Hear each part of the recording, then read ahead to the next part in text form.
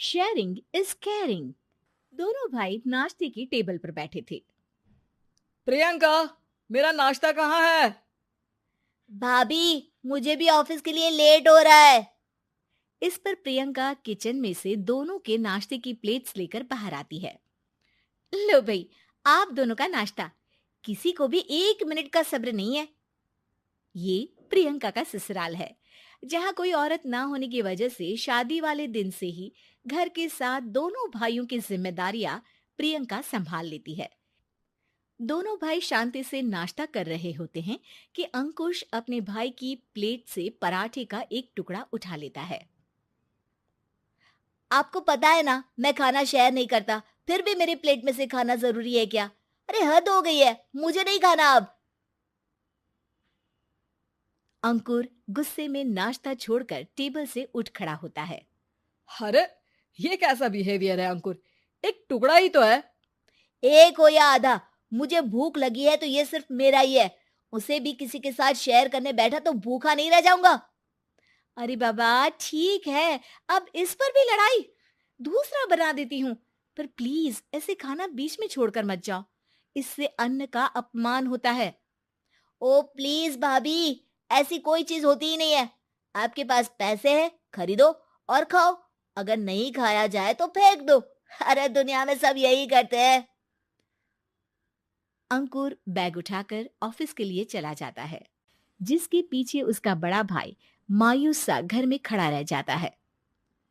जिसने बचपन से सोने की चम्मच में खाया हो, उसे दुनिया के बारे में क्या पता होगा। वैसे गलती तो हमारी ही है। अगर कभी बचपन में ही सही गलत का फर्क सिखाया होता तो आज ये हाल नहीं होते। आप फिक्र क्यों करते हैं जी? भगवान है, वो जो भी करता है सबकी भलाई के लिए ही करता है। और जब वो चाहेंगे तो अपनी तरह से अंकुर भैया को भी सब कुछ सिखा देंगे। पत्नी की बात पर विश्वास कर अंकुश भी ऑफिस चला जाता है। सुबह से दोपहर होती है और अंकुर लंच करने ऑफिस के पास वाले रेस्टोरेंट में पहुंचता है, जहां वो एक साथ बहुत सारा खाना ऑर्डर कर देता है। सर, क्या कोई आपको ज्वाइन करने वाला है? नहीं तो क्यों? अब कुछ नहीं सर, ऐसे ही। वेटर चला जाता है और कुछ देर में अंकुर का ऑर्डर लेकर वापस आता है, जिस पर अंकुर सब डिशेस में से थोड़ा थोड़ा खाकर बाकी ऐसे ही छोड़कर बिल देकर चला जाता है। वाह भगवान, तेरी माया। कहीं कोई एक एक टुकड़े के लिए तरसता रहता है और ये 5 लोगों का खाना ऑर्डर करके एक का भी पूरा नहीं खाते। पैसे वालों की माया। वेटर टेबल साफ कर बचा हुआ सारा खाना लेकर रेस्टोरेंट के पीछे घूम रहे बच्चों के पास पहुंच जाता है, जिसे देख बच्चों के चेहरे खिल उठते हैं। वाह, आज इतना सारा खाना आया। थैंक यू भैया। भगवान आपको खाने की फैक्ट्री बना दे। अगर ये फैक्ट्री मेरी होती तो तुम लोगों को कभी किसी का झूठा बचा हुआ खाना नहीं खाना पड़ता। चलो तुम लोग खाओ, पर ध्यान रखो कि इसी के साथ दिन बीतता है और रात को दोनों भाई एक साथ घर पहुंचते हैं। कुछ देर में सब डिनर करने बैठते हैं, जहां अंकुश अंकुर को समझाने की कोशिश करता है। अंकुर, अगर हमें लाइफ में सब कुछ मिला है, इसका ये मतलब नहीं कि तुम उसका गलत फायदा उठाओ, बल्कि तुम्हें उसकी मदद से दूसरों को भी मदद करनी चाहिए।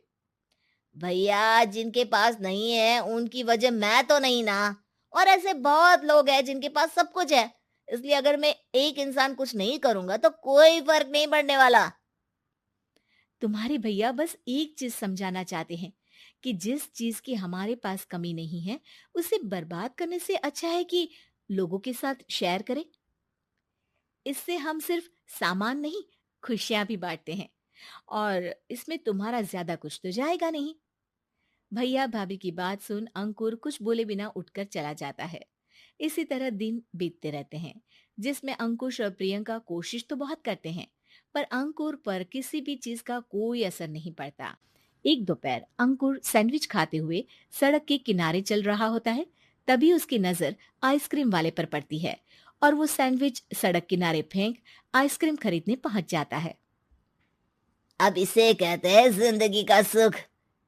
जैसे ही अंकुर आइसक्रीम लेकर पीछे मुड़ता है, तो एक आदमी को सड़क से वही सैंडविच उठाते हुए देखता है।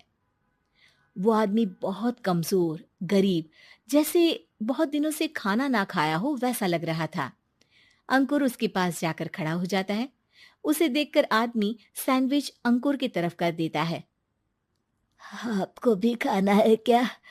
क्या हम इसे आधा आधा कर ले? मुझे बहुत भूख लगी है। वो मेरा ही झूठा सैंडविच है। तुम दूसरा खरीद कर क्यों नहीं खा लेते? इसे क्यों खा रहे हो? अरे भैया, अगर खरीदने के पैसे होते तो 4 दिन से भूखा नहीं घूम रहा होता। हैं? क्या? तुमने 4 दिन से कुछ नहीं खाया, फिर भी इस आधे सैंडविच को मेरे साथ बांटने के लिए तैयार हो गए? क्यों? अरे भैया, पैसा नहीं है तो क्या हुआ, इंसानियत आज भी उतनी महंगी नहीं हुई, और ना ही उस पर अमीर गरीब का टैग लगा है जो हम उसे रख ना सके।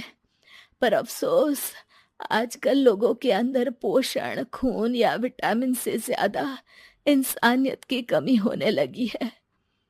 आदमी की बातों से अंकुर को समझ में आ जाता है कि वो आज तक कितना गलत काम करता आ रहा था।